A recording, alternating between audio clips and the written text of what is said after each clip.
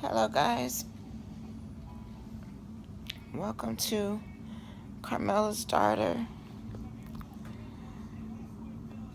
It's the whoop. I've been trying to make this video off and on all day today because it's been a really weird day.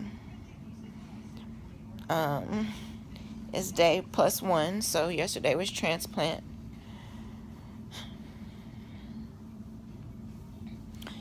Today it has been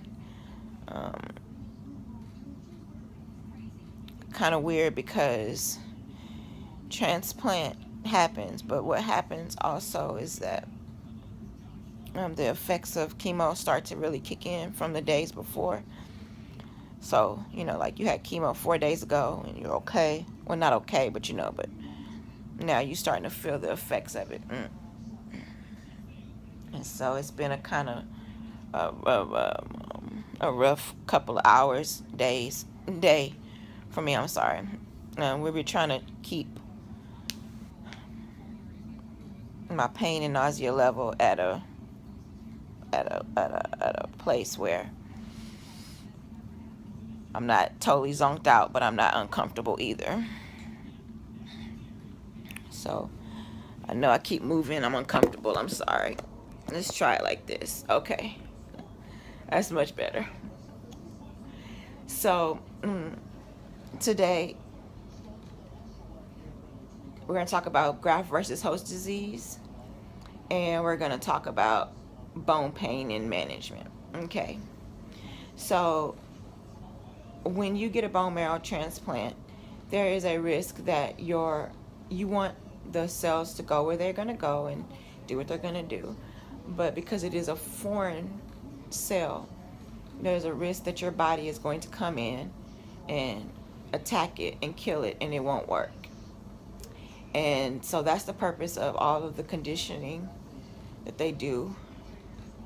The chemo, that's why they do the different type of chemo and the total body radiation, is to basically get your cells, tell your cells, hey, chill out, don't look if you buck, and let these other cells come do what they want to do. All right. So graft versus host disease is common in bone marrow transplants, and you want a little of it because that means that it's working, but you don't want a lot. So my doctor has placed me on a regimen where I'm taking methotrexate on day 1, day 3, day 6, and day 11, I believe. And the purpose, it's a small dose, it's not a large dose, but the purpose of the treatment is to make sure that it helps with minimize the graft versus host disease, because we want me to walk out of here in 3 weeks, hopefully, and get ready to face the world, so you want to minimize it.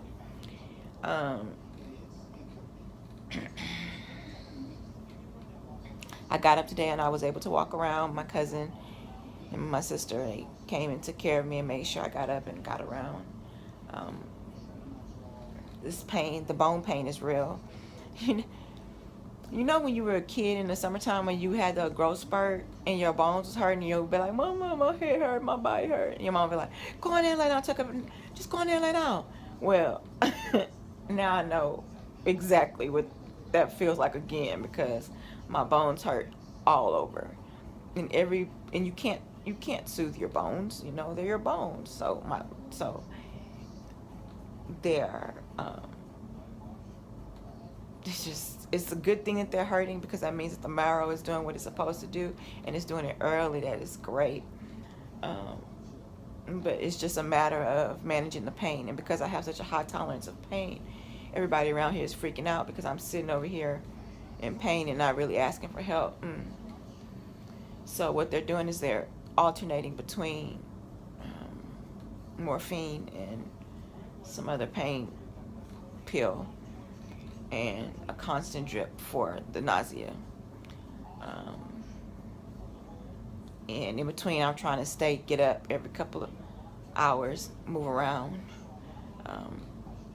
rub my legs and my arms as much as I can, and just speak positivity over my body, and say, hey, we gonna do this together. We in this together. You know, we may not have come into this world together, but we are now a team, and we gonna figure this out.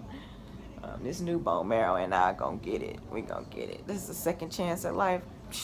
Baby, we not gonna sit here and cry about this. I have no complaints. I'm in pain, but I ain't complaining. You hear me? And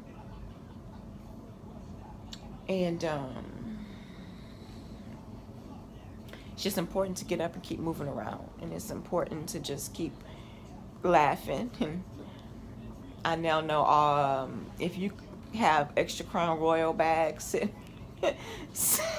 sitting around your house, please let us know, because my family has decided to begin decorating with Crown Royal bags. Inside joke, but they so serious. I'm watching the Food Network channel so that I can eat dinner, because I'm not hungry, but I need to eat. You can't keep taking all those pain meds and not eat. Yesterday I made a video, and my baby said I forgot to thank her, so I need to say, look in the camera and say, Carmela Christine Mama Jr., I love you. You are my rock number 2. Without you and Taylor, I am nothing. Mama did not mean to exclude you from the thank you. I'm pretty sure I didn't, but you said I did, so I'm not gonna argue with you, because you're a Taurus and I don't feel like arguing. I love you, and I would never forget you, and thank you for everything that you do, and thank you for holding it down for Nico, because without you, Nico probably would have been cuckoo a long time ago. And don't kill Bill, because I still love Bill. And that's that for that. Let me think. For my plastic anemia and PNH warriors, on days like this, I say, find your inner strength. Find your why. You know, today I kept repeating to myself over and over again my whys, because it's hard. The pain gets, the physical, you start to forget that this is a reason why you're going through this, you know. And I started repeating my whys. My babies, when I was diagnosed with the plastic anemia originally, Cece and Nico were 4, so they don't know a vibrant. They don't know Dub. They know sick mommy. You know, Roy Joy, of course, she knows sick mommy. There's so many people in between the last 7 years that know, you know, the sick me. And my why was, I want to give back to that girl who used to laugh and sing and dance and jump, and it was just so full of life. And that's my why. I want to go back to sharing that with everybody all the time, and not just feeling like I'm a constant disappointment to people because I'm sick and I had to be held back, and because I had limitations, and I just lived for 7 years just constantly feeling like a burden and a disappointment to the people that I love because I was sick. And so my why is to give back all the gratitude I've ever had to all the people who've ever given me a hug, a kiss, well wishes, anybody who's ever been there, anybody who's shared a joke with me, anybody who's loved me, anybody who's just believed in me. Now my why is to just return that back to the world 10 times, 12 times, to make a mark on this world that will never be erased. No one will ever be able to say that they don't remember me again. I will never walk into a room again and shrink, because this is my why, you know. So when you are going through your moments of pain, and the physical part gets real hard, dig into that mental part and that spiritual part, and remember your why, because you are here for a reason. I know I'm here for a reason. I have a purpose. Right now is to rock this beautiful yellow blanket, but we all have a purpose, and remember those purposes, and do not let the pain, the physical, get you down. The next couple of days are going to be rough. now that the chemo is actually starting to catch itself up. Um, so I'm gonna watch diner drive-ins and dives and try to get my appetite up and get me some food in my belly, so that this pain medicine can do what it's gonna do, so that I can get a little bit more rest. I know this was an all over the place video. It's just been an all over the place day. And it's just me being honest. I said I was going to be honest and raw, so that's what it is, you know. I love you guys. And thank you for everything. And oh yeah, one more thing.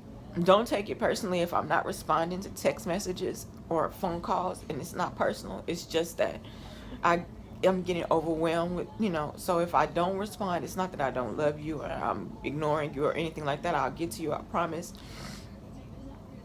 Just, you know, if you can understand that it's a lot and I'm dealing with it. And